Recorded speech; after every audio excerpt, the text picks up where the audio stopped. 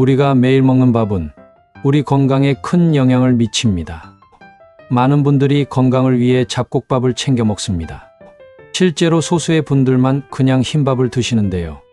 실제로 잡곡밥은 흰밥보다 비타민과 무기질 식이섬유소가 2배에서 3배 이상 함유됐다고 알려져 있습니다. 특히 혈당 관리 및 당뇨 관리를 하시는 분들이 잡곡밥을 더욱더 선호하시는데요. 잡곡밥은 수용성 식이섬유가 풍부해서 소화를 지연시켜 혈당 상승을 억제하고 혈당을 안정화시키는 데 좋습니다. 특히 잡곡밥에 풍부하게 들어있는 베타글루칸은 나쁜 콜레스테롤 수치를 감소시키고 심혈관 건강 개선에도 효과가 있습니다.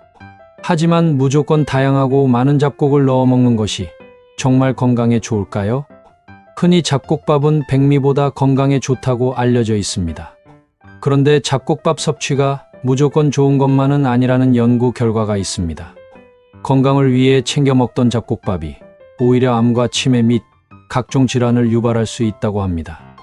오늘은 5가지 종류의 우리가 흔히 먹는 잡곡밥을 통해 잡곡밥을 어떻게 먹어야 병을 불러오지 않고 잡곡밥의 효능을 높일 수 있는지, 또한 먹으면 오히려 독이 되는 올바르지 않은 섭취법, 그리고 계절별 추천 잡곡에 대해 바로 알아볼게요. 매우 중요한 내용이니 끝까지 잘 시청해주세요. 편안하게 들어주세요.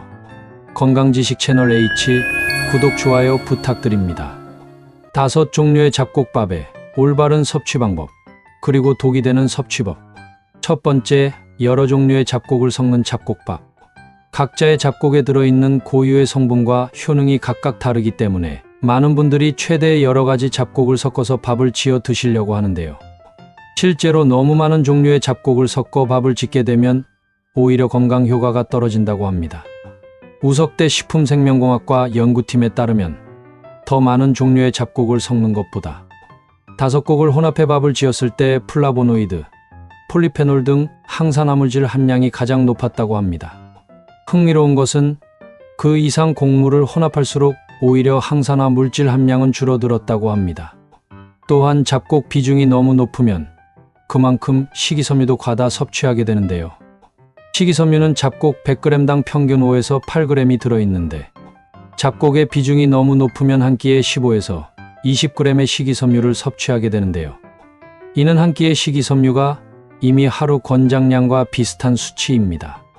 이렇게 매일 3끼를 먹게 될 경우 식이섬유 과다로 인해 소화가 원활히 이루어지기 힘들고 비타민과 무기질 같은 영양소 흡수율이 떨어져 문제가 될 수 있다고 합니다.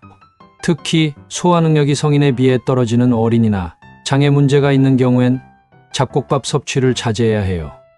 잡곡밥을 먹으면 소화 속도가 더뎌지고 소화 흡수율이 낮아져 위에 부담을 줄 수 있기 때문입니다. 따라서 잡곡밥을 지을 때는 잡곡의 종류를 5가지 이내로 제한하고 백미를 과도하게 줄이지 않는 것이 좋다고 합니다. 잡곡과 흰쌀의 비율은 4:6 또는 3:7 정도면 적당하다고 해요. 만약 잡곡밥을 섭취한 후 복통, 설사 등의 증상을 보이면 섭취를 중단하고 다른 곡식으로 대체하거나 잡곡의 비율을 조절해 주세요. 두 번째, 현미밥. 현미는 혈당 수치를 조절해서 당뇨 개선에 도움을 주는 것으로 알려진 곡물입니다. 현미밥은 당 지수가 55로 낮을 뿐만 아니고 현미에 가바라는 성분은 식후 혈당치 상승을 억제하는 작용이 있어 인슐린을 조절해 당뇨의 수치를 조절하는 데도 효과가 있습니다. 또한 현미는 뇌 건강 및 치매 예방에도 좋은 곡물로 알려져 있는데요. 현미에는 비타민 B1과 비타민 E가 풍부해 뇌 기능 개선에 도움이 되고 현미에 들어있는 철사는 뇌에 축적된 베타 아밀로이드와 펩타이드의 분해를 촉진하여 알츠하이머와 같은 치매를 효과적으로 예방할 수 있습니다. 하지만 신장이 안 좋은 분들은 현미밥을 드시는 것을 조심하셔야 하는데요. 신장이 안 좋은 분들은 칼륨 배출이 원활하지 못한데 현미의 풍부한 칼륨은 고칼륨혈증을 유발할 수 있고 신장에 무리를 줄 수 있습니다. 고칼륨혈증은 무력감과 근육 약화를 불러와 심장 활동을 약하게 해서 부정맥과 심장마비를 일으킬 수도 있다고 해요. 또한 현미에는 독성이 높은 무기비소 농도가 높은 편인데 몸에 축적되면 신경계 이상과 암 등을 유발할 수 있다고 하는데요. 무기비소는 도정 과정에서 대부분 제거가 되지만 현미는 백미보다 도정 과정이 적어 무기비소의 농도가 2배 정도 높습니다. 이 무기비소는 현미의 6배 정도의 물에 2시간 이상 담가두면 대부분 줄어든다고 합니다. 때문에 현미는 꼭 물에 불려서 드시고 현미를 불린 물은 반드시 버리셔야 합니다. 세 번째, 보리. 보리는 항암 효과가 있고 혈관 건강에 도움이 되는 대표적 곡물의 하나인데요. 보리에 들어있는 식이섬유 베타글루칸은 각종 노폐물과 독소 배출에 도움이 되며 암세포가 증식하는 것을 억제하는 것으로 알려져 있습니다. 보리는 무려 쌀의 50배, 밀의 7배의 베타글루칸을 함유하고 있다고 해요. 베타글루칸은 암 예방, 독소 배출뿐만 아니고 간에서 만들어지는 콜레스테롤의 합성을 억제해 혈관 건강에도 도움을 준다고 합니다. 보리는 또한 치매 예방에도 좋다고 알려져 있는데요. 보리는 판토텐산이 풍부한데 우리 몸의 판토텐산은 아세틸콜린이라는 신경전달 물질을 합성합니다. 아세틸콜린은 학습력, 기억, 주의력 등을 조절하는 뇌 건강의 핵심 물질인데 아세틸콜린의 분비가 충분하지 않을 시 우울증 및 기억 손실을 유발하는데요. 알츠하이머, 치매 환자들의 뇌에서 극적으로 감소했다는 연구 결과가 있습니다. 보리의 풍부한 핀토텐산은 아세틸콜린 생성을 촉진하여 알츠하이머형 치매 예방에 도움을 준다고 합니다. 그러나 보리는 찬 성분으로 과다 섭취 시 소화불량이나 설사를 유발할 수 있습니다. 오래된 보리는 아플라톡신이라는 독성 물질이 생겨 간암을 일으킬 수 있으므로 오래된 묵은 보리는 가능한 섭취해서는 안 되고 관리를 잘해야 합니다. 아플라톡신은 제거 방법이 없다고 합니다. 때문에 쌀이나 보리에 곰팡이가 발견되면 주저하지 말고 버려야 해요. 곰팡이 핀 보리를 씻어봤자 포자만 제거될 뿐 보리에 스며든 독소는 제거되지 않으며 268도의 고열에서야 분해되기 때문에 일반적인 밥을 짓는 과정으로는 제거되지 않습니다. 때문에 보리는 보관이 중요하니 밀폐 용기에 담아 직사광선을 피해 서늘한 곳에 보관해 주세요. 네 번째, 검은 콩밥. 검은 콩은 단백질이 풍부한 식품 중 하나로서 다양한 영양소를 함유하고 있습니다.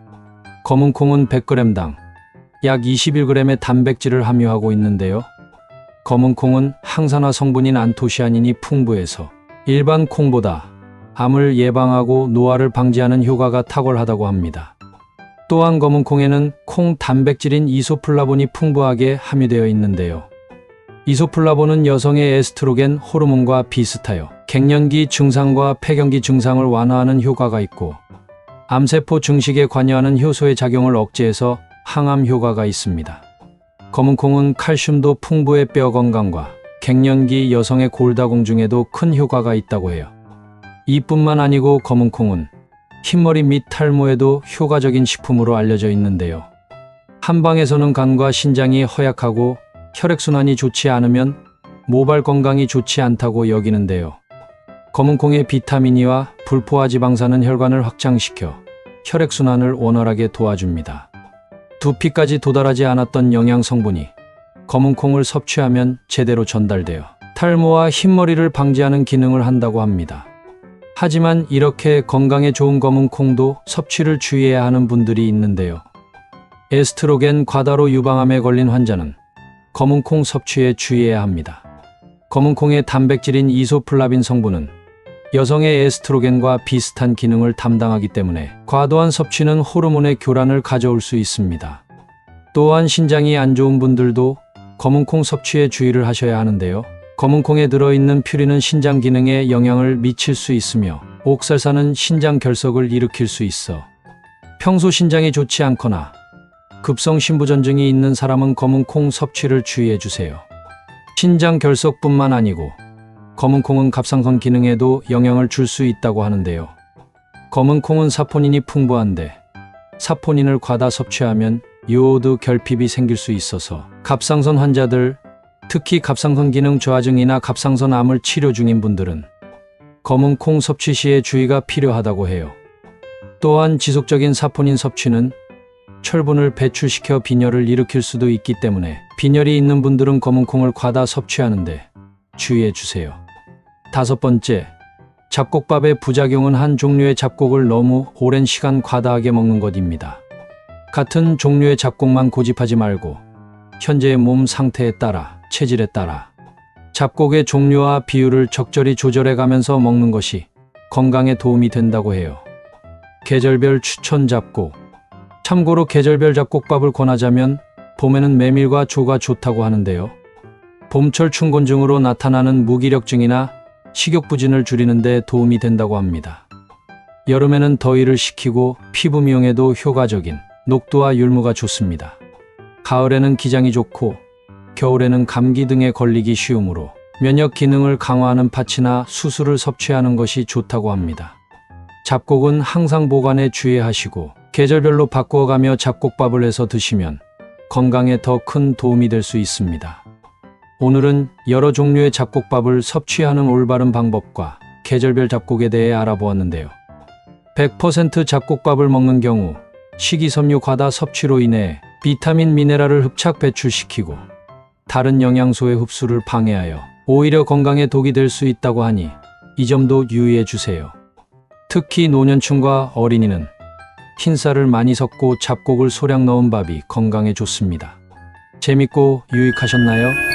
구독, 좋아요 부탁드립니다. 다른 음식들의 숨겨진 효능과 주의점 및 먹는 방법에 대해서도 알고 싶으시면 채널 방문 부탁드립니다.